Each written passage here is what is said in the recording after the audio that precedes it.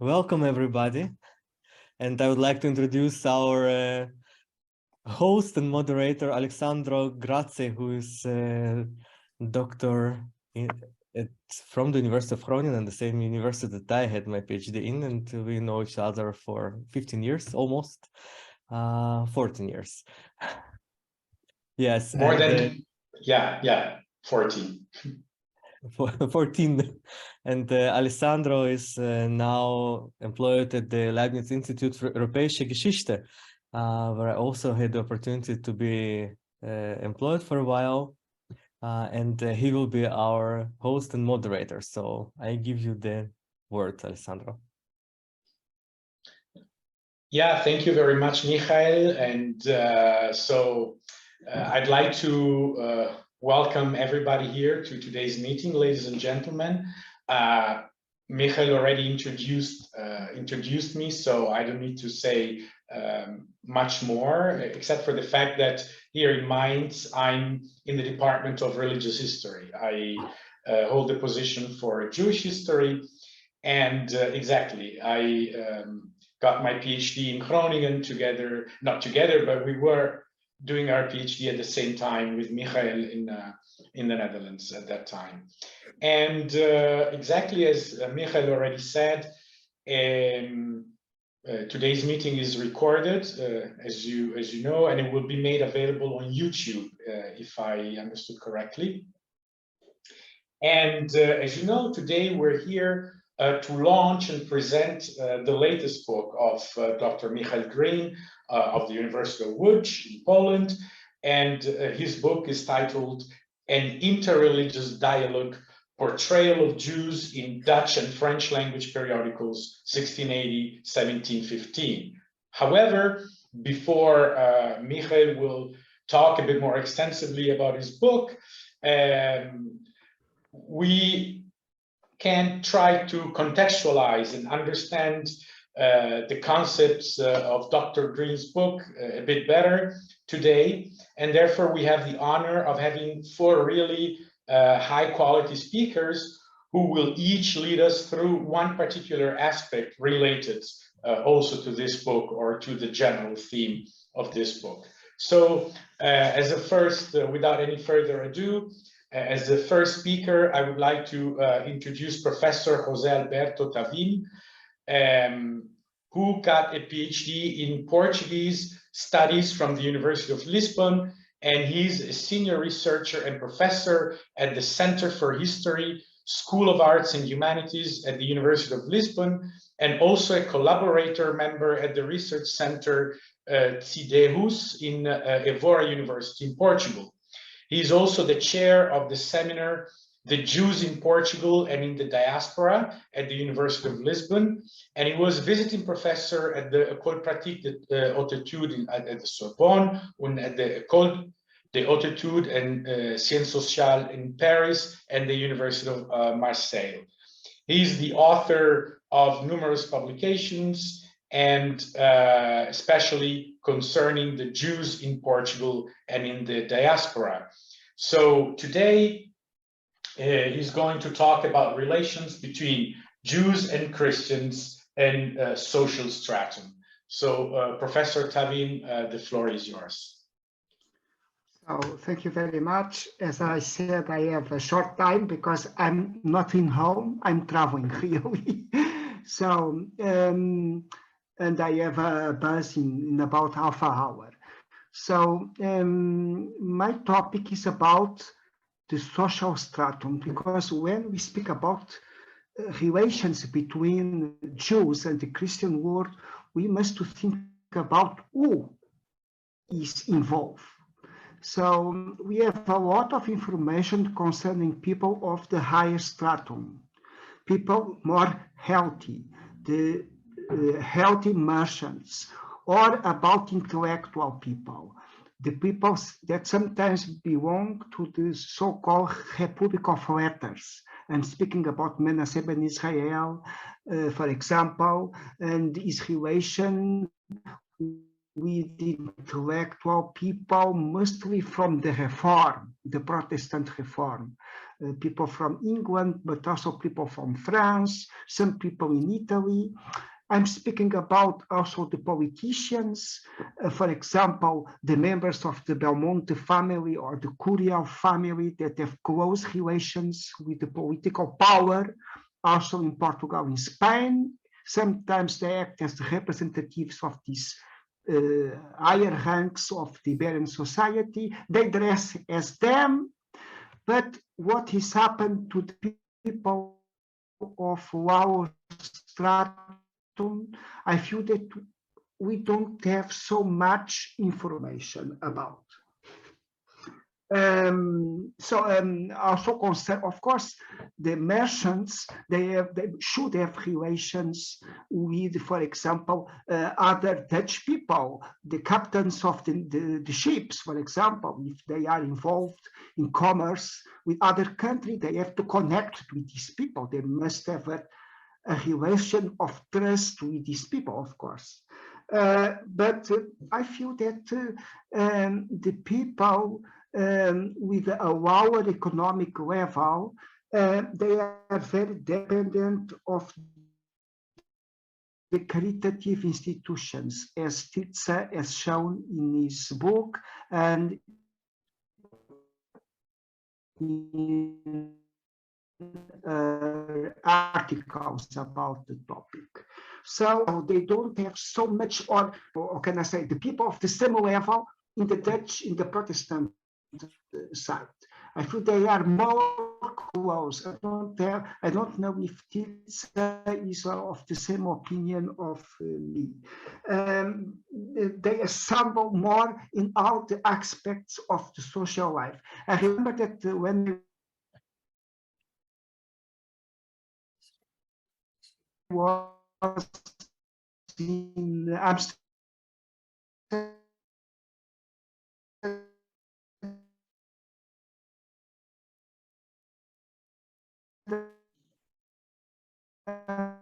I'm afraid that your connection is not working too well right now, Professor Tavim. In the last time, I'm one of sorry, the rare books that was not digitalized, as we say in Portuguese, are Jews. So there was a Dutch person. José Alberto.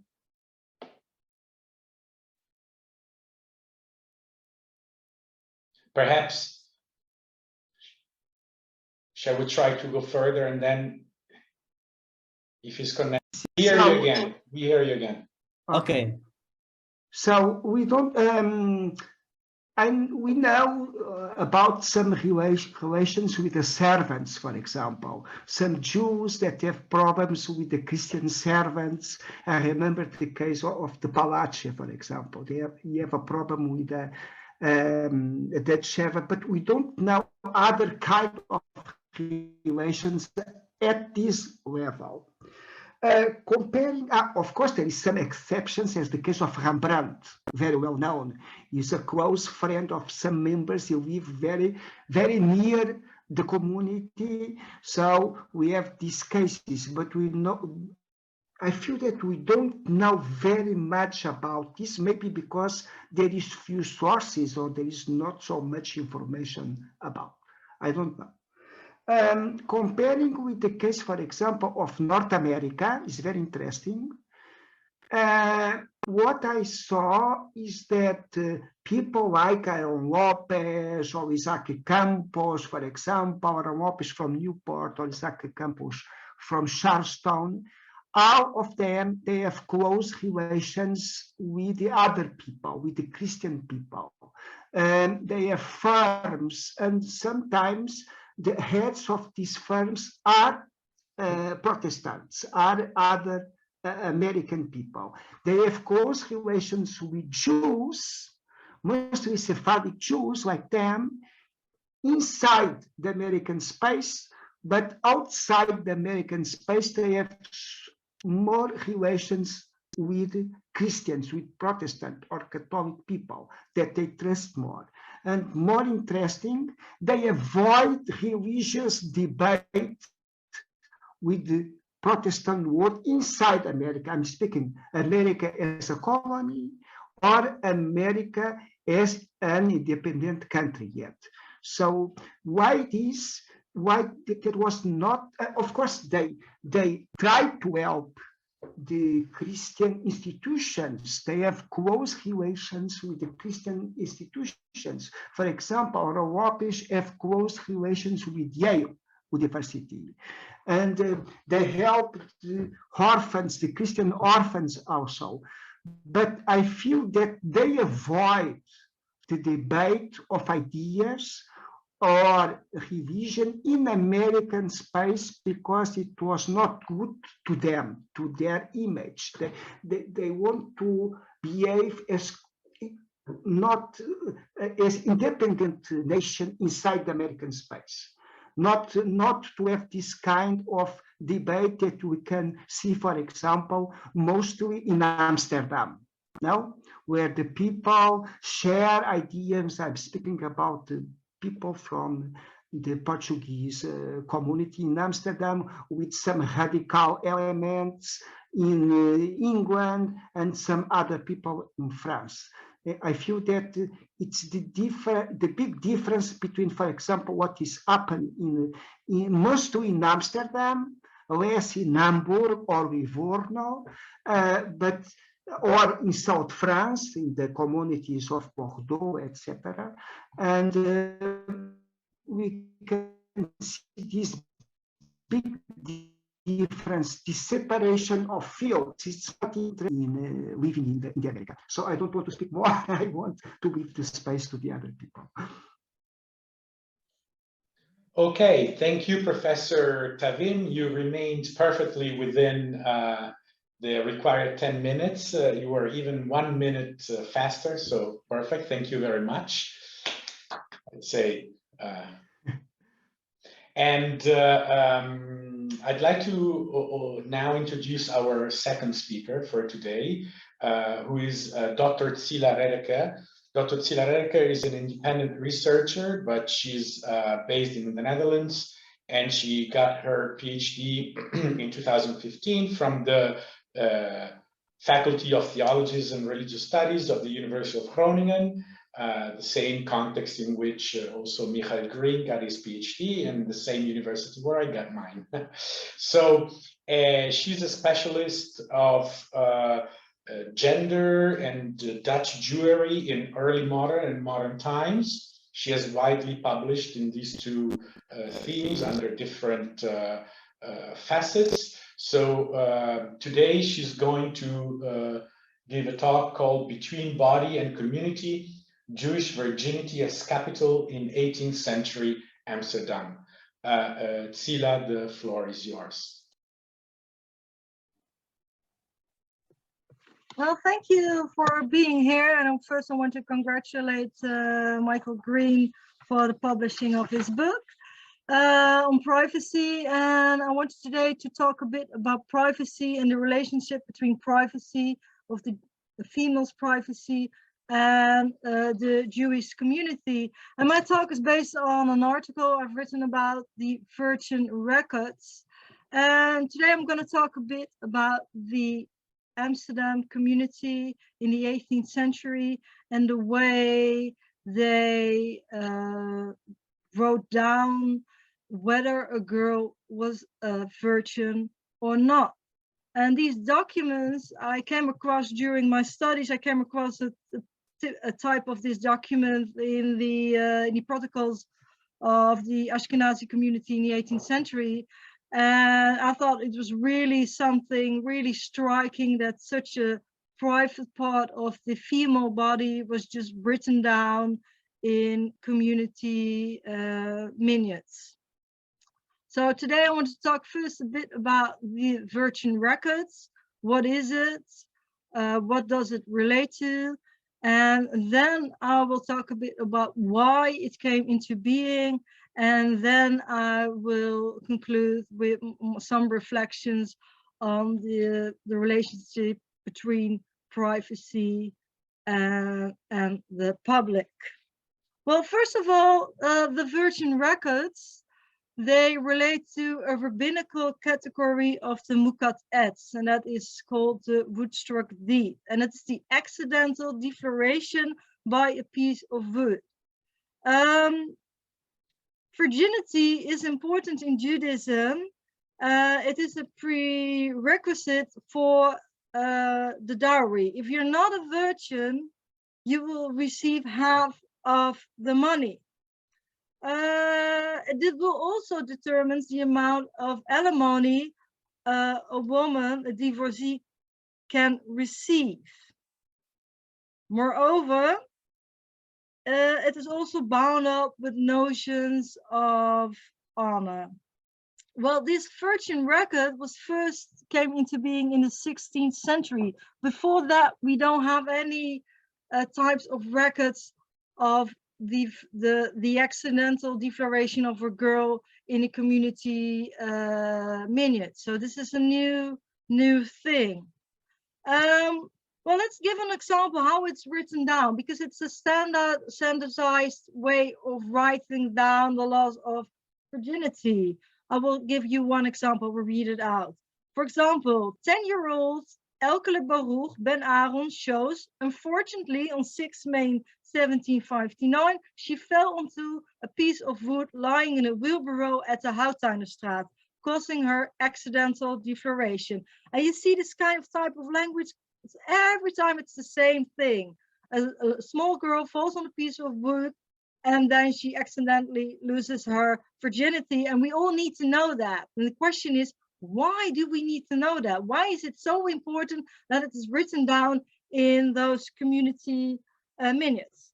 Well, I have like 4 reasons or 4 types of causes why it has been written down in the community minutes. First of all, it's bound up with state formation. Oh, we're talking about the 16th century. We're talking about states, the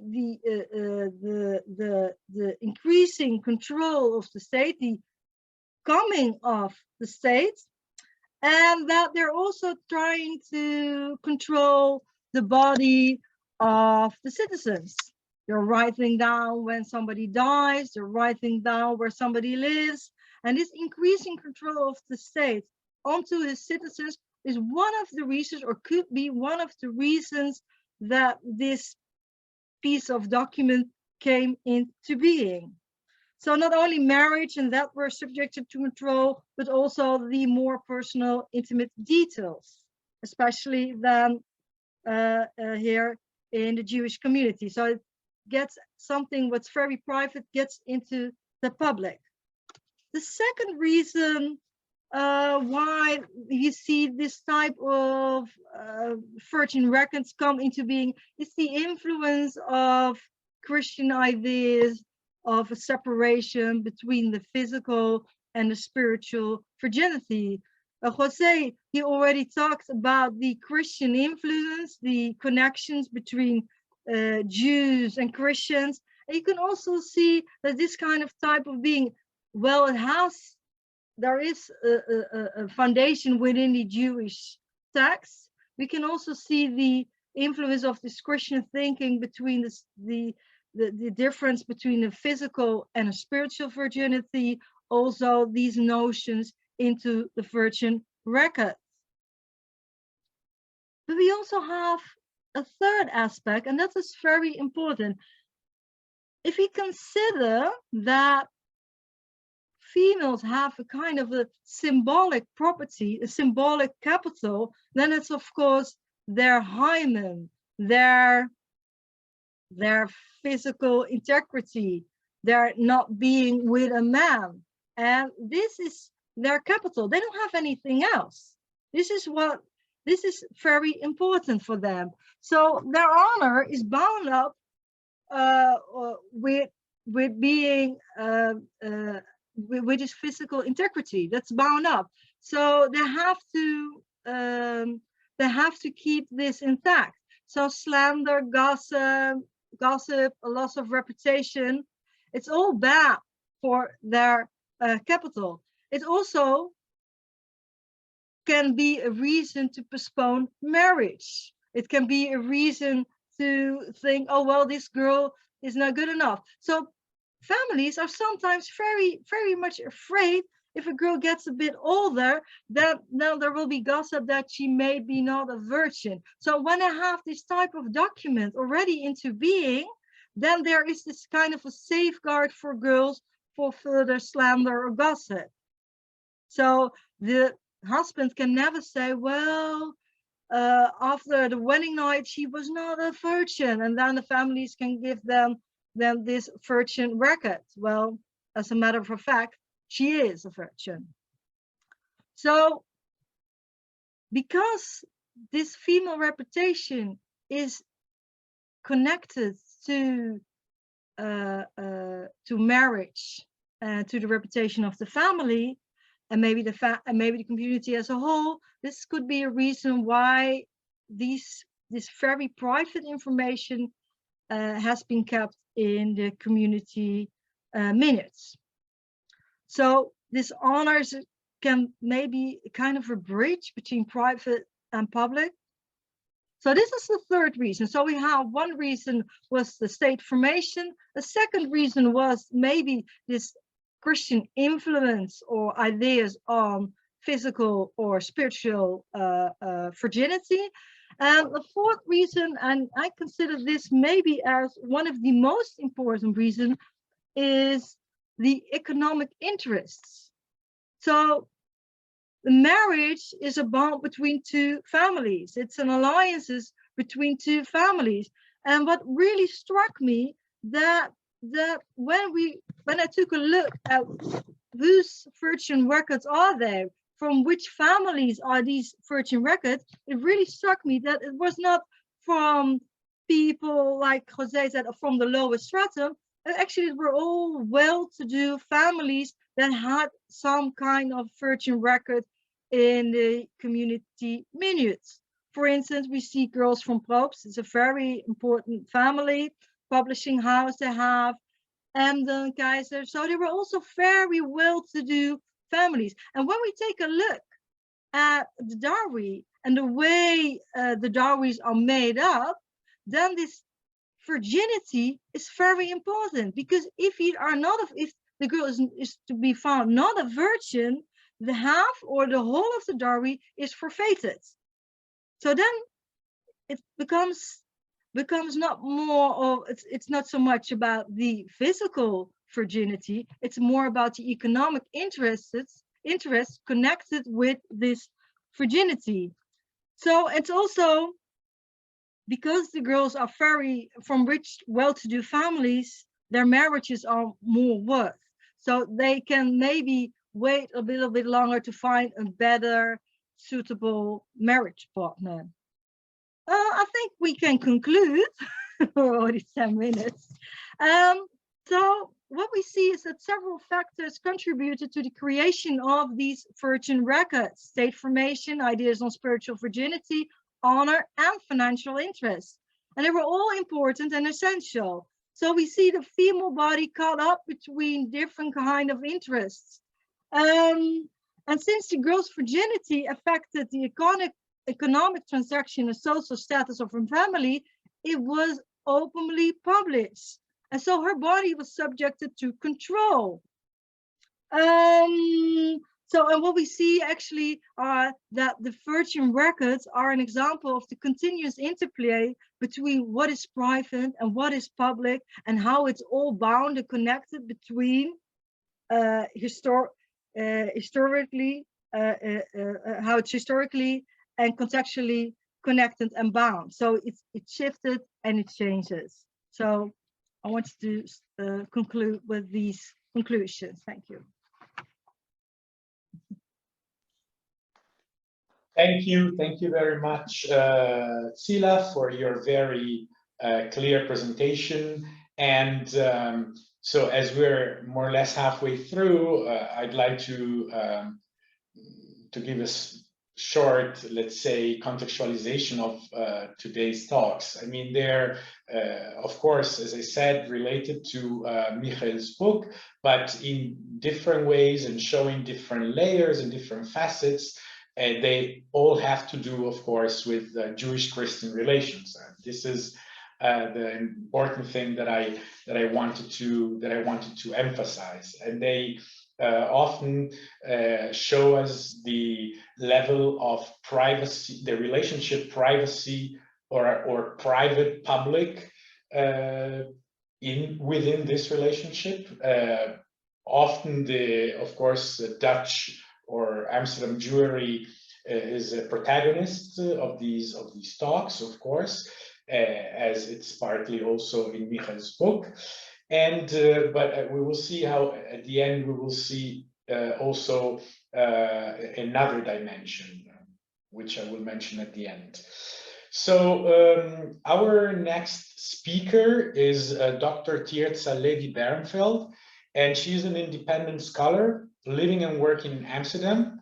She received her PhD degree at the Hebrew University in Jerusalem, and she specializes in European Jewish history of the early modern period, concentrating in particular on social and cultural aspects of the Sephardi community of early modern Amsterdam, like poverty, gender, and material culture. Her book, Poverty and Welfare Among the Portuguese Jews of Early Modern Amsterdam, Oxford 2012, won the American National Jewish Book Award of 2012 in the category of Sephardi culture. Professor Levie Bernfeld, no, the word is yours now. For the introduction. Mazel tov, congratulations to Michael Green for your interesting book. And I would like to relate to that book in which you refer to privacy as a concept that could be used to understand and analyze the relations between Jews and Christians in the Dutch Republic, both on an individual and communal level. And you base your conclusion in particular on your research in non-scholarly gazettes published by the Huguenot immigrants. I would like to argue here that concept of privacy would not only be helpful to understand Jewish-Christian relationships, but are also important handles to analyze bonds among Jews. Besides, it's an important tool to explain the character of the Jewish community. And in this respect, I would like to focus on my field, position of Portuguese Jews in early modern Amsterdam. Let us first look into the reasons why the notion of privacy was, as it were, the second nature of Portuguese Jews. And with privacy, I mean the sense of the ability of an individual or group to seclude itself or information about itself and thereby express itself selectively, as Michael also explained in his new book. I don't have to go into very much detail before this audience to tell about the background of these former New Christians who settled in Amsterdam. It is known that their life on the Iberian Peninsula was enveloped in secrecy. Any suspicion on practicing Judaism could mean loss of honor and lead to imprisonment and even worse. And therefore, because of this situation on the Iberian Peninsula, the inner worlds and domestic family lives were heavily protected spaces. And quite a few New Christians had to maintain a posture towards the outside world, secretly holding on to Jewish practicing at home and in the outside world behaving as devout Catholics. And it looks as if this attitude was internalized and taken to the open Jewish world once they settled in Amsterdam, both on an individual and a communal level. And you can read it and listen to it and learn it. And when you read the records of the Portuguese community, the tone in which it formulated its policy, it took control of the behavior of the members and drew boundaries and tried to make them a whole. But it was also the attitude of the communal leadership towards privacy was also influenced because of its new status in town and its desire to keep a low profile towards the city authorities, protecting its position. And that was because there were restrictions placed on their position, and they were on their guard, namely not to write and read about, write and speak against Christianity, not to convert Christians to Judaism, and not to have sexual relations with Christian women. This kind of edicts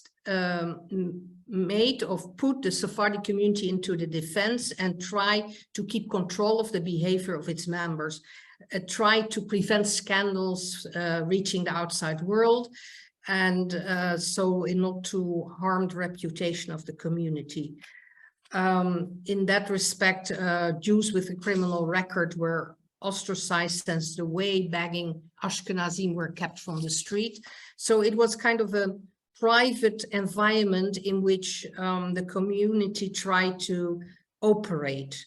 And we can read this in the decisions, how some decisions weren't even registered, or registered very, very summarily, shortly, so that we have no idea what was really going on. And this is much different than if we would read even secret books of the municipal authorities, a big difference.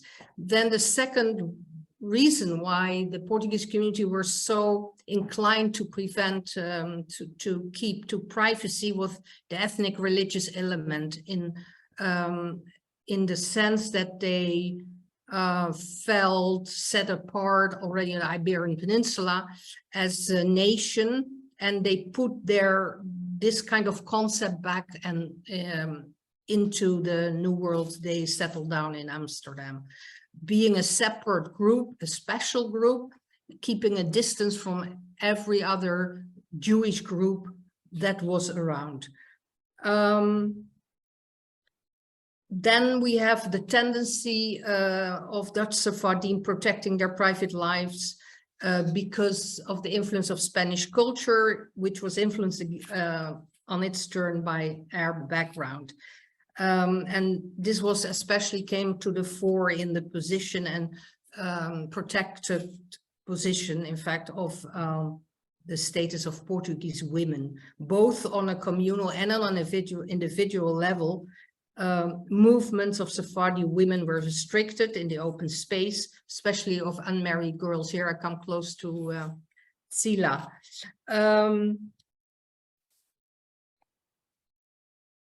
On the other hand, so we have this tendency to keep private, to secrecy, etc., to privacy and secrecy. And on the other hand, we should realize that their position, the position of the Dutch Sephardim, was not completely isolated and kept at a distance.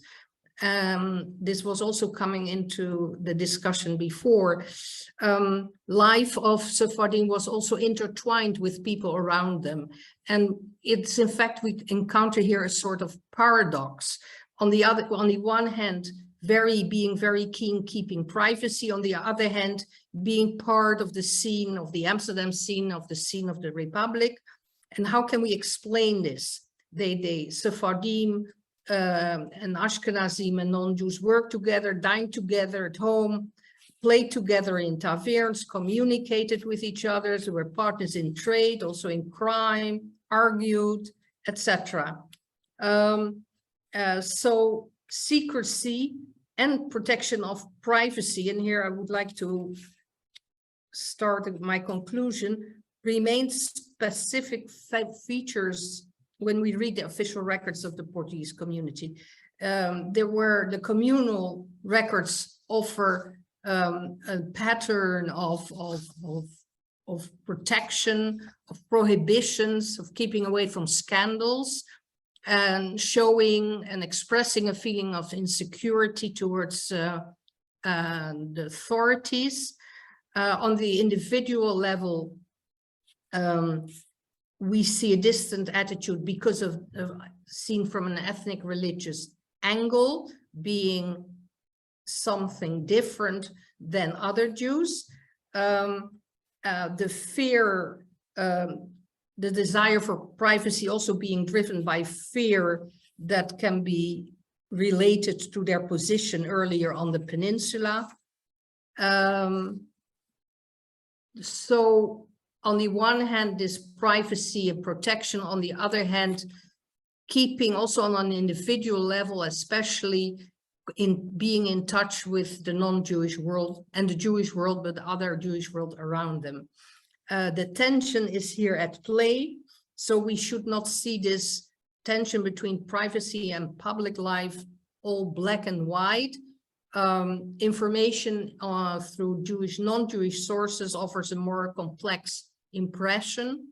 The communal documents especially reveal a closed atmosphere in which the boundaries were guarded, scandals and conflicts being prevented from becoming public. Non-Jewish sources, on the other hand, permit us to cross over into a more colorful world, offering more background information and allowing us to enter into the inner zones.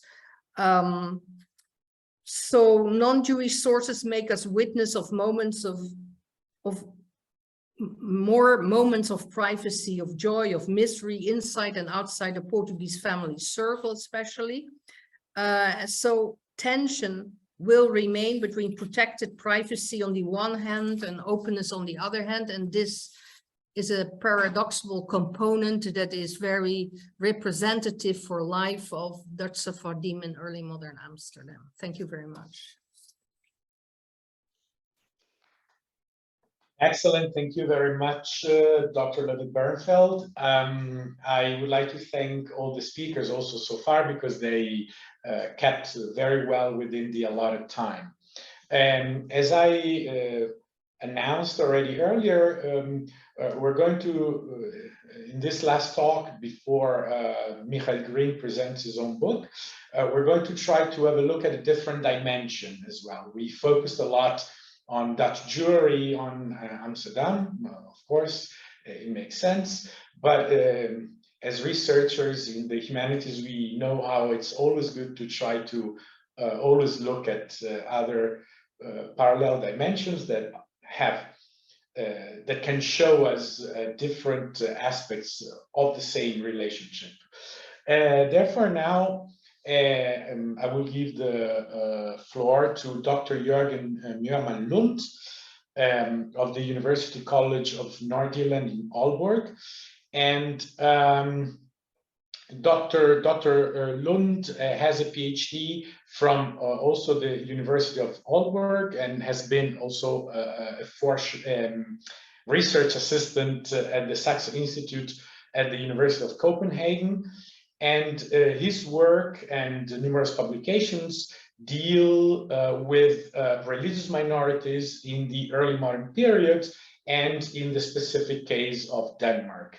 And today, his talk is titled Policing Religious Minorities in Copenhagen, 1682 to 1731.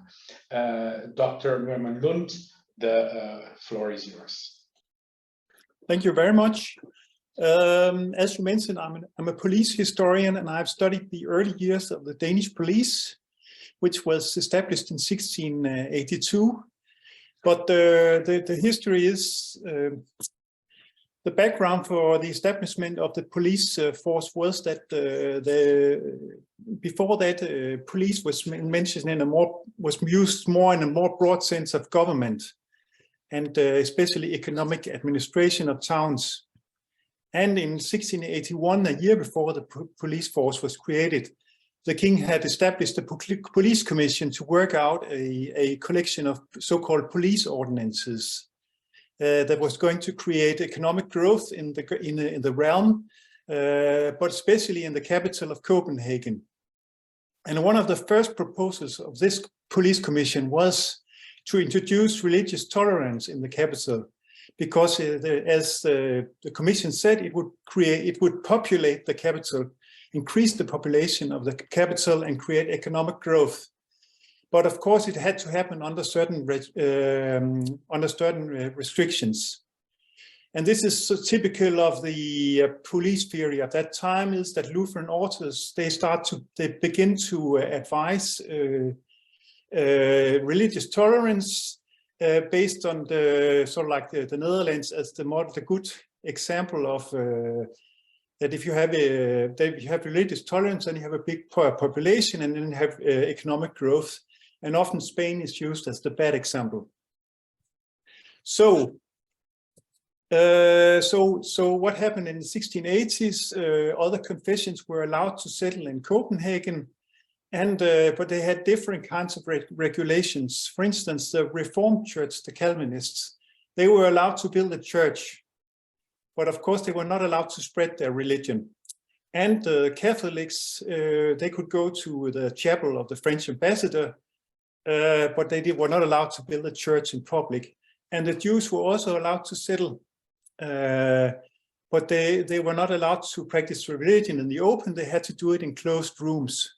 So there were different kinds of regimes, and these regimes were going to be administered by the new police commissioner. And in general, when we speak about the policing of the Jewish community, the police commissioners were much more negative in their attitude towards the Jews than the government. For instance, we have from 1692, we have a project made by the first police commissioner called Klaus Rask, and he had this plan for a Jewish ghetto because he thought there was a lot of problems with illegal immigration by Ashkenazi Jews. In the beginning, it was only Sephardic Jews that were allowed, but then they had to accept that. Then they began to accept that the Ashkenazi Jews could also settle in Copenhagen, and he thought there was too much disorder with the immigration of Jews, so he wanted to have them live in the same place in order to police them better. And this plan is very detailed, and they are going to live in the houses of the same measure, and they're going to live in equal houses. And also there are very strict rules about curfew. They're not going to. They have to stay in this ghetto in the daytime, and they're not allowed to have Christians stay the night there in the nighttime too. But he thought that they should be allowed to build a synagogue, but it should be outside of the town, and that is probably also because he wanted them to practice their religion in a place where it would be easier to police them. And in general, there's a lot of restrictions they're going to carry with them a paper that shows that they have a permit to stay, and so on and so on. And the interesting thing is that the government was not very positive towards this idea. I have a statement from the Chancellery, the Danish Chancellery, that says that if the Jewish community was going to stay in this way in Denmark, nobody would like to settle in Denmark. So that would be a very, very bad idea for the mercantilist idea that of creating economic growth by getting immigrants. So this project was not accepted by the government.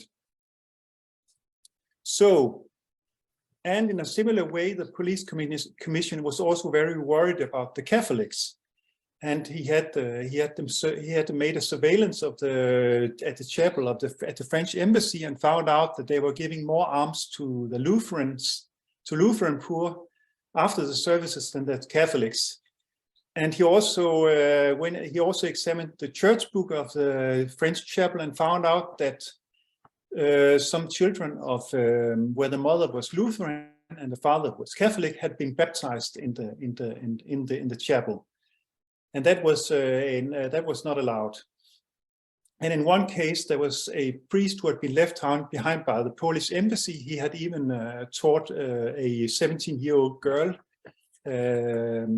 He had schooled her in the Catholic faith, and she was imprisoned and put into correctional prison for that, but managed to escape later. But this shows how paranoid they were really also about Catholicism. Another kind of religious deviance is the pietist movements that comes in the beginning of the 18th century.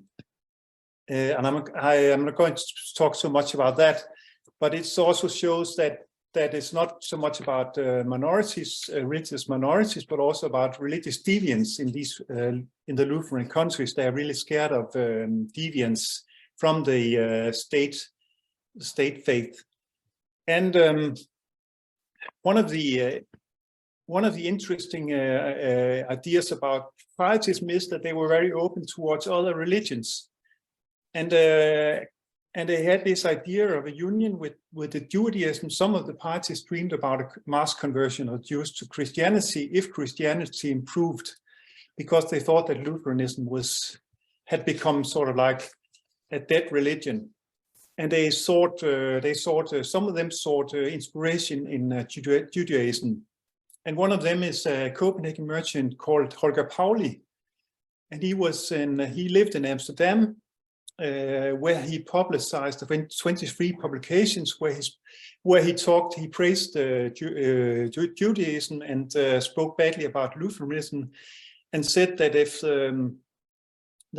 what you call it, the Lutherans had to reform themselves and then make a union with the Jews, and then they should go on a common crusade to the Holy Land and freed from the Turks, and there he should reign as the king of Israel himself. So he was a bit crazy, but he was put to prison in Amsterdam for this, and later he was freed. He was sent to Copenhagen, and there the Jewish community was told by the police commissioner that they should not have any contact with him. Another case of the Jewish community seen as a threat is from 1729, where another police commissioner, Hans Himmerich, launched a big investigation of a Lutheran who was supposed to have been converted to Judaism before his death and had been buried in a secret spot. And he launched a big police investigation where he interrogated the whole family and some of the Jewish friends of this. It was a civil servant who had supposedly converted to Judaism. And there were several signs that he ate kosher meat, and he did not want to go to receive the communion at the church, and he had not. And there were several signs that the police commissioner thought that this civil servant had converted to Judaism. So that he was ordered by the king to order the Jewish community to exhume the body of this so-called convertee and bury it at the Jewish cemetery. So the police commissioner, he launched like a big police action against the Jewish community by summoning all the Jewish elders to his house. And then they were driven on carts to the cemetery and forced to dig up the body of this guy who was supposed to have converted to Judaism, and he had commanded all the watchmen and all the policemen of Copenhagen, and a lot of soldiers were guarding them as they were driven through the streets of Copenhagen, and a lot of people were watching, and then they were forced to do this dirty work of digging up the body and reburying it at the Jewish cemetery. And at the beginning, they did not want to bury him at the center of the Jewish cemetery, but they were asked to bury him right at the center. And this police action resulted in a complaint from the Jewish elders that they had been dishonored, because, as they argued, he had not converted. This civil servant, Jens Pedersen Gedelykke, had not converted to Judaism, but had only been interested in Judaism. And so they thought it was a big disgrace that, first of all, that they had to do the dirty work of digging, and they had been humiliated in front of the whole population of Copenhagen, and that it was wrong to bury him at the Jewish cemetery. So actually, they were allowed to dig up the body again and bury it in unconsecrated soil. So the police commissioner, he was not, he was in this case, he also went too far in the eyes of the government. And this police commissioner, he is later dismissed shortly after this case. And then there is a book that appears in Cologne in German about the case.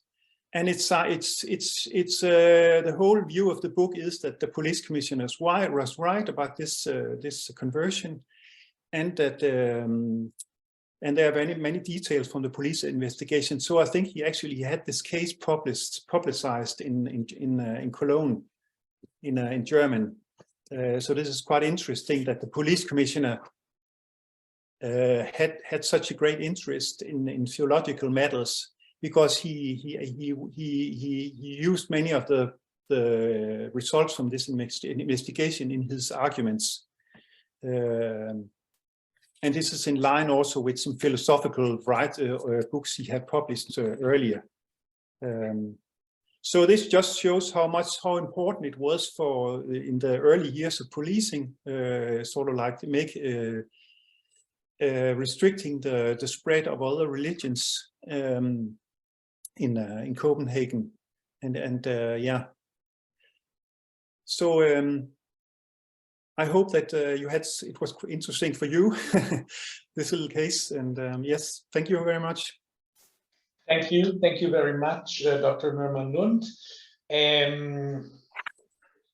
So now we've come to today's protagonist, who's going to present his latest book, Michaël Green. It doesn't need so much of an introduction, but I will introduce him.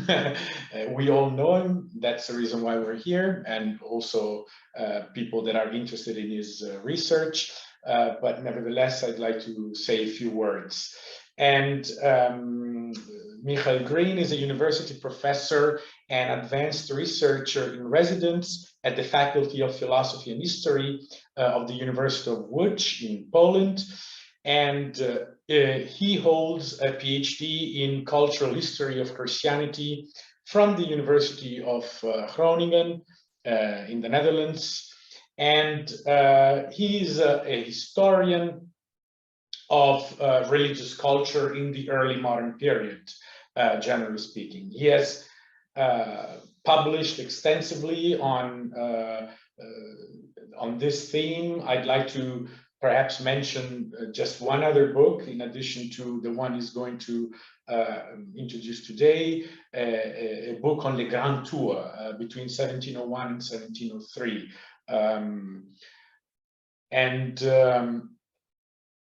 Today, well, before we come to today's book, Michaël Green has, of course, a very vast international experience. He's now in Poland, but he has held positions in many different countries, among which also Denmark, Germany, Ukraine, the Netherlands, Switzerland, and so on.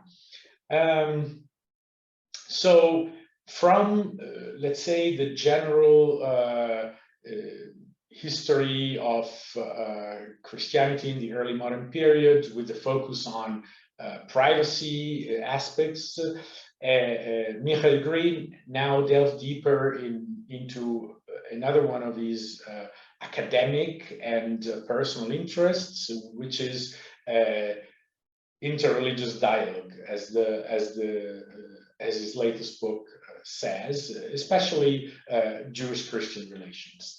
And I'd like to join all the other participants in congratulating Michaël for his achievement. And so we're looking forward to hear now a bit more about his book, An Interreligious Dialogue, Portrayal of Jews in Dutch-French language periodicals between 1680 and 1715. So Michaël, now the floor is yours.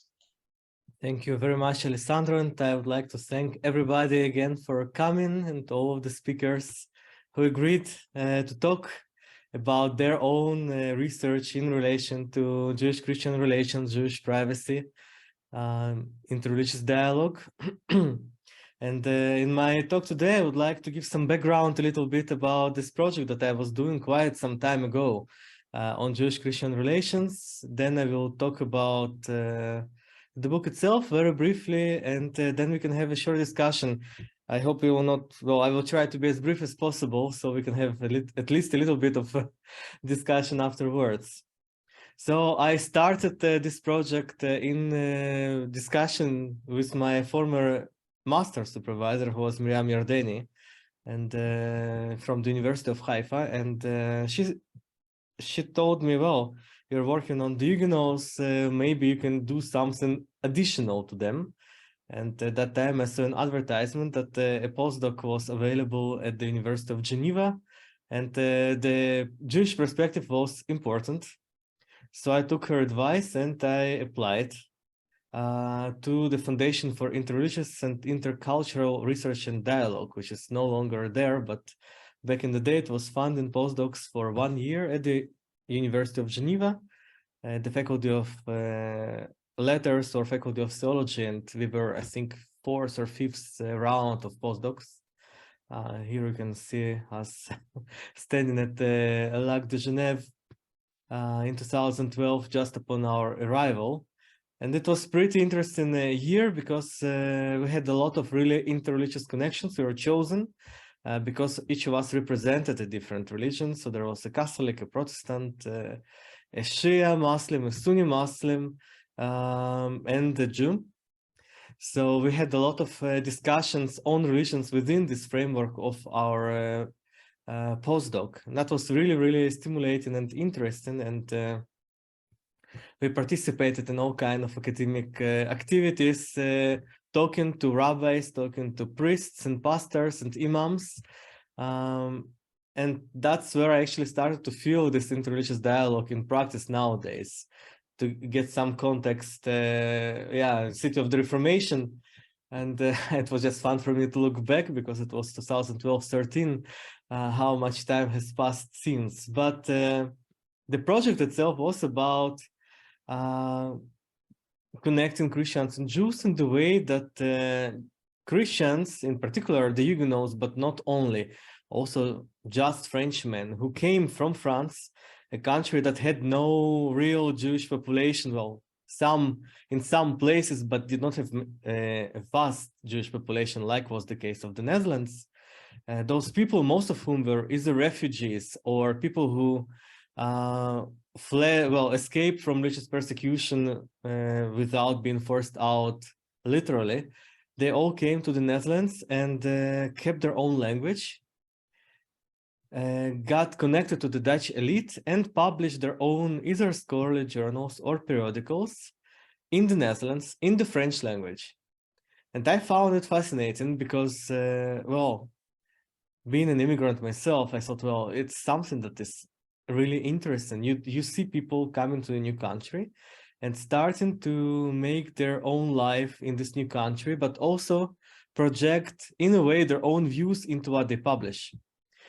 So I was trying to see how they, coming from a Catholic country while being Protestants themselves, having this background of a not very positive view of the Jews from the reformers, both Luther and Calvin were not very much fond of the Jews, to say the least. Luther much less than Calvin. Calvin was a bit more. And I wanted to examine how they viewed Jews in those scholarly journals and in the gazettes. And up to that point, there was not much done about that topic, except of there were several studies, rather small-scale ones, with the exception of the book of Miriam Yardeni, my former supervisor, who published a book on the Huguenots and the Jews, where she examined different instances of those interactions. But when it came to periodicals, she mostly focused on Pierre Bell. There was another quite large study on Jacques Banage, which was done by Miriam Silvera, who was supposed to be here, but unfortunately I think she did not manage to come after all, but the smaller journals that were there were not really available. Well, no research was conducted on them. And no research, from what I know, was done on the gazettes, at least not a systematic one. So my first attempt was to identify which journals were there. And luckily, around that time, there was this website of French journals that uploaded a lot of online issues and had very good description. It was connected with the Dictionnaire des journalistes, so the dictionary of the journalists who published in the 17th and 18th century, and it helped me to get a picture of what was there. At the second stage, I was trying to find who actually wrote about the Jews, because a lot of those journals that I found had no mentioning of the Jews whatsoever. I examined, I think, about 30 titles in order to find the 5 or 6 that I eventually was working with. And only 2 gazettes from those that I've seen wrote explicitly about the Jews. And the gazettes for me were much more interesting than the scholarly journals, because there was a lot of scholarly discussion on the provenance of the Jews, on the Hebrew language, the similarity of the Hebrew language to other languages, notably the Chinese language, which, according to one of the authors in the journal, was stemming from the Jewish language. That was, for me, it was an interesting discussion. I know that things have been written about that previously, but nonetheless, I tried to understand also not only what the authors wrote, but also if there was a difference in the attitude of those different types of sources and in those authors. And well, I reached the conclusion that there was quite a significant difference in the way that things were written, but overall, and that was my main conclusion, that the Huguenots who wrote about the Jews, and also one more French Protestant who came to the Netherlands and stayed there, they did not have a strongly anti-Jewish opinion.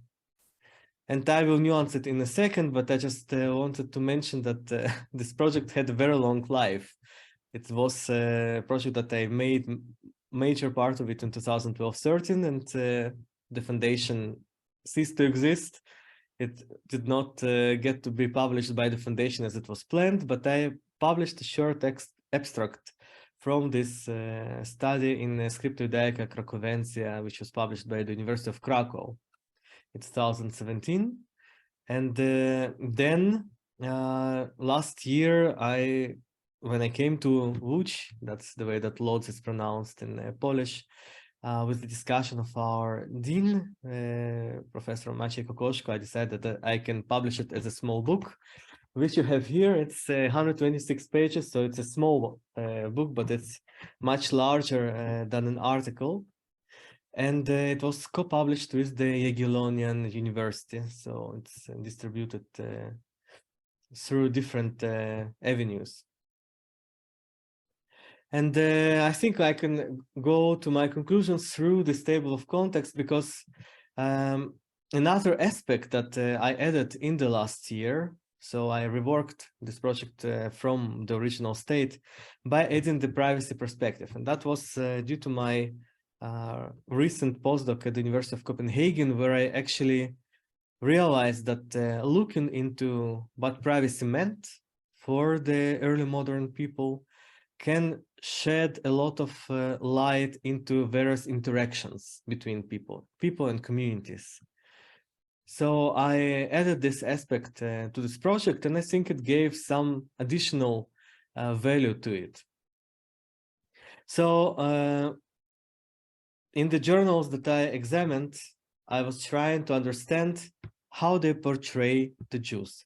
And what I realized, that there were 4 types, 4 kinds of the, well, 4 categories of the Jews that come up in this. And the first category is the biblical Jews, who are good and nice, God-obedient people, those who were role model of the Old Testament up to a certain point. Then those Jews start to sin, And eventually and gradually they become what is called what I can call second category, the Jewish sinners. Those are the Jews of the first year of the first millennium, so the time of Jesus, the sinners. They sin against God and God punishes them. God punishes them, God ruins their temple, God expels them out of the Holy Land and deprives them of any privileged status that they had. And we are reminded constantly that Jews are a living testimony for their sins against God and of the truth of the Christian religion. In particular, this is the case in the scholarly journals. They very much talk about this. And then the third category is Jewish rabbis that come quite frequently forward. And those Jewish rabbis, well, here you see one of them, very often fall into the wrong in their interpretation of the Bible. Most importantly, as many of you, of course, know, is because they fail to see the signs of Christ in the Old Testament.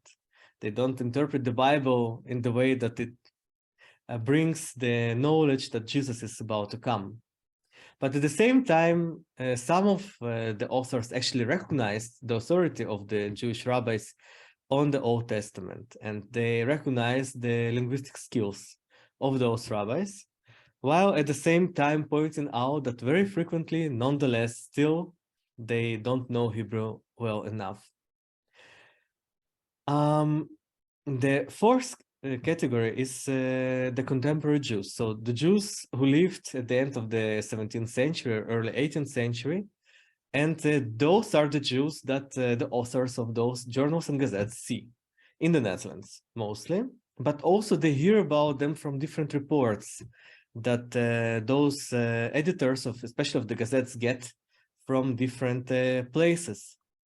And especially for me, interesting was this Année Burlesque, which was written, which was edited and, well, partially, I would say, written. I think he was probably the author of all the texts, or at least reworked them, of Jean Crasnier.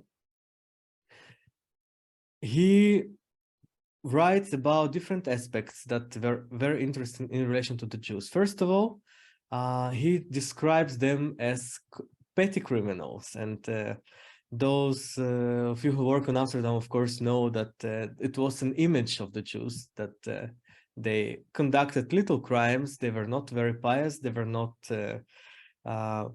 very good people.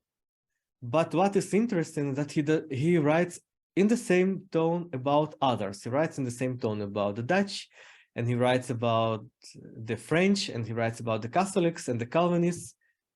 So he writes that they're Jews, but he does not portray them as something extraordinary. And for me, it was a very interesting point, because I've seen other sources where Jews were depicted much less positively. What is also interesting is that at some point, this Krasnier writes about a pogrom that happened to Jews of Venice. And he sees it as something deplorable and very, very scary. So it also comes into his view of the Jews. Of course, there in the scholarly journals we see discussions of various authors, more philosemitic, less philosemitic, and I try to analyze how and what sentiments we can read from those works. So if we think about the private dimension, that will be my conclusion of this work, we see that a lot of the comments that are made about the Jews pertain to their private life. And that also relates to other categories of, to other religious groups that are described in my sources, the Ottoman Turks, the Muslims in general, the people of Thailand, who are also mentioned, and I place them as comparison in my book. A lot of those descriptions pertain to what we would call private life and privacy. So Jewish people are promiscuous, according to a lot of authors. They have low morals. they engage in sex with Christian women while being married. Jewish women engage with Christian men against the law. We see the same thing when the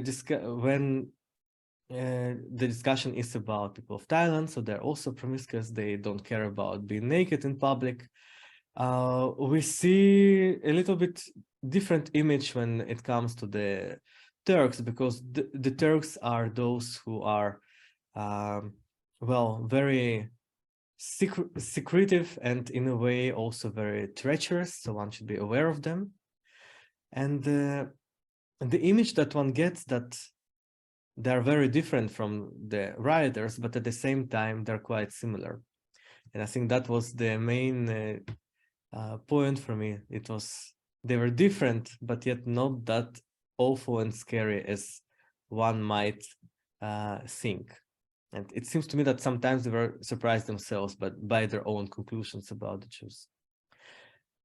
And I would like to thank, in general, the Foundation for Interreligious and Intercultural Research and Dialogue for granting me that fellowship that allowed me to do my work, but also to the University of Geneva and Institute for the Research of the Reformation in Geneva, and Leibniz Institute for European History, where I also had a chance to work on some parts and discuss some of the aspects of this work. University of Cordoba, which was my academic home for 5 years, and University of Lodz, and our dean, Professor Maciej Kokoszko, for allowing me to publish this work within the framework of the University of Lodz. So thank you very much, and also thank to my former and current colleagues and the audience for coming. So I think now we can probably have a brief discussion if there is still time and wish. Thank you very much. Thank you, Michael, for the presentation of your very interesting book. Exactly, I'd like to ask people who want to ask Michael a question to write their name in the chat this way, because otherwise I cannot see you all, and I cannot see if you raise your hands. So just write your name in the chat. And while we were waiting for possible questions, I actually had to myself reflect on some elements. Thank you for this very clear, Michael, for this very clear scheme of, let's say, the 4 different categories of Jews your authors had in mind when they wrote in the gazettes, etc. Because this made me think, I mean, 3 of these categories, until it comes to the contemporary Jews, 3 of these categories are, in a sense, imaginary Jews, because these are Jews they read about and they imagined, and this made me think of a perhaps famous or not, but article of Anthony Grafton in 2013. He wrote an article, Imaginary Jews, but he talks about anti-Semitism in this case, the strange history of anti-Semitism in Western culture. And he's reviewing David Nirenberg's famous book, Anti-Judaism. And this is a text we read with my students also in class. But I wanted to ask you about this. I mean, this last category of, instead of the contemporary Jews that are one assumes real Jews in this case, not imaginary Jews. How prominent is it in the texts that you found that you could read? I mean, these are 4 categories that appear equally or in different, with a different hierarchy, perhaps, or in different ways. Thank you, Alessandro. I think that they take those Jews as very real. So they might be imaginary for us, but they refer to those Jews as something very, very real and very, very concrete. The discussion about the Jewish rabbis, and they write as if they know them. Very often you can actually see it in the text that they speak about people who died 200-300 years ago as someone who is just around the corner in the room. I think it might be the specificity of early modern writing. And if I think about the categories, it's possible to divide them. So in the gazettes, you don't see any presence of the classical Jews, although the way that they are described, the contemporary Jews are described, is the sons of Abraham, or the followers of Moses, or the sinners against Christ. So you see those things coming. In a way, slightly ironic, because, well, a Burlesque is, was a journal, gazette, sorry, that was published as a satire in a way, but satire on present issues. The contemporary Jews very rarely come into visibility in the scholarly journals. There, the discussion is mostly about the ancient Jews, the sinners. Actually, even the sinners are to much less extent. But ancient Jews and rabbis come, I think, the most to the fore. But Thank maybe, you very much. think maybe Tirstah or Tsila could add something about the early modern. Unless they want to add something, because I see there is one question that has been written entirely in the chat. The name, it's from certain, there are only the initials AD, so I don't know exactly. But the question would be: were Protestants more receptive of Jews because they were themselves persecuted minorities in Europe, and or were there some theological reasons also for Protestants being fairly accepting of Jews? That's the question, posed not by me, but that I read in the chat. I think that is very possible, because it is certainly one of the points that I was thinking about, because they were persecuted in the Netherlands, and they faced persecution. It might be that they were more receptive because of that, but then I have a counter argument to that assumption, and that is that among themselves and against other religious minorities, they were much more vocal. For example, in the Netherlands, there is the party of Huguenots that was joined Pierre Jurieu, who was a very radical person, and was heavily criticizing not only Catholics but his own Calvinists, and they're quite critical of Anabaptists or Mennonites. So I'm not entirely sure if that's really the case, but it could be that because they met those Jews for the first time in real life, and they realized that those Jews don't have horns growing out of their heads and don't have tails, it could be that this is the reason that the image, this negative image that was constructed for them, actually was broken by the reality. So yes, the Jews of Amsterdam were poor, and again, I can recommend everyone to read Tirstah's book, The Poverty and Welfare in Early Modern Amsterdam. So they were poor, but at the same time, there were also those richer Jews who did a lot of things, and a lot of commerce, and had good standing in the society, because those rich Jews were part of the Dutch society. I hope I answered this question sufficiently, but I wonder if AD could tell us who or she is.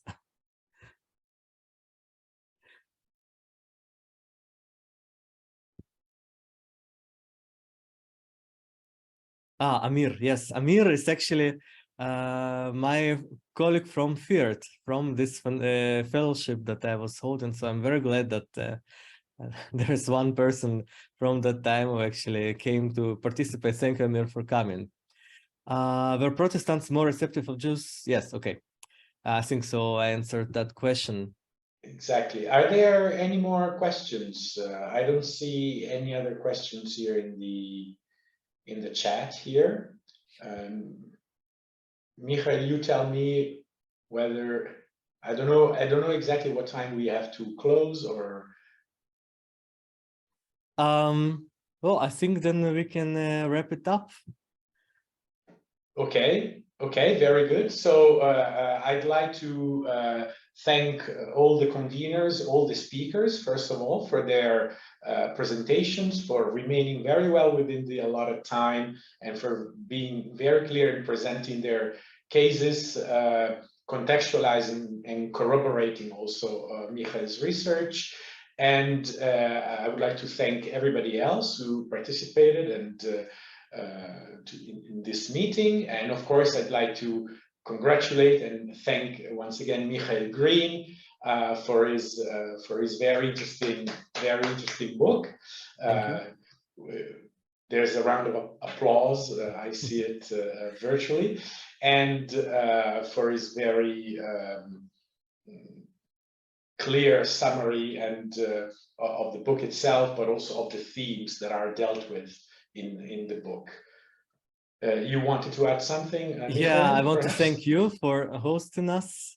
And I also wanted to thank Marie Leutre, who's here for going over the French translations that I made. And I also wanted to thank one person in the crowd. I hope she hears us. I know that she cannot speak because she's on the way, but she's listening. It's Julia Bershatsky-Leibovich, who was my inspiration when I was a bachelor student at my university, and it's very nice that now, over 20 years later, she's here.